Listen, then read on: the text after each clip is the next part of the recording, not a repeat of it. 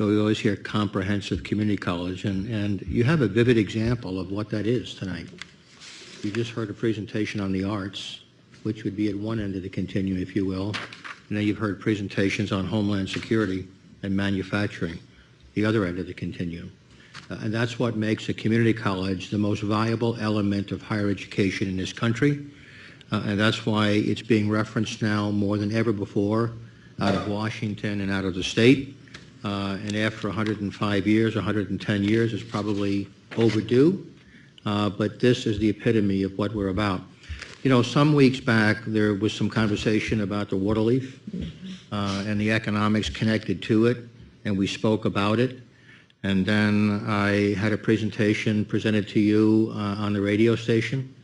And tonight you're going to have another one on the MAC, but also an additional element that I asked Tom to look into.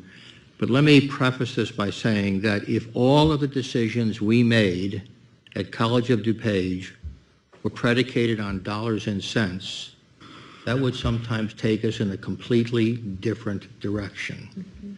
Economics are important. If only the federal government and state government in Illinois would be sensitive to that. We learned of that again last week when we went to Washington with our hands out for a very important initiative, only to hear them say repeatedly there is no money. We've heard the term sequestering. We've heard the situation in Illinois where there's over $100 billion in debt. We've heard the conversation about pension reform.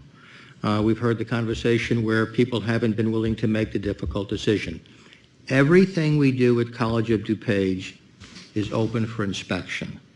We're the epitome of transparency, and every program, every service is carefully scrutinized to make certain that what we offer is clearly in the best interests of the public.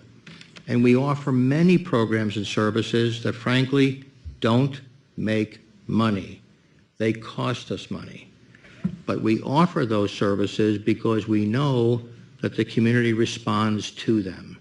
So Steve has told you, Tom's going to reaffirm that the MAC has never made money.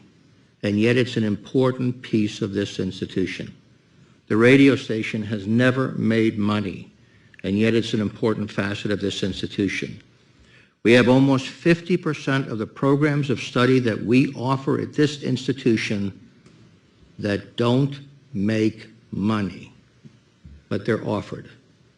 And they're offered because the community expects it, the community deserves it, they support us, and we in turn find a way to be able to make that happen.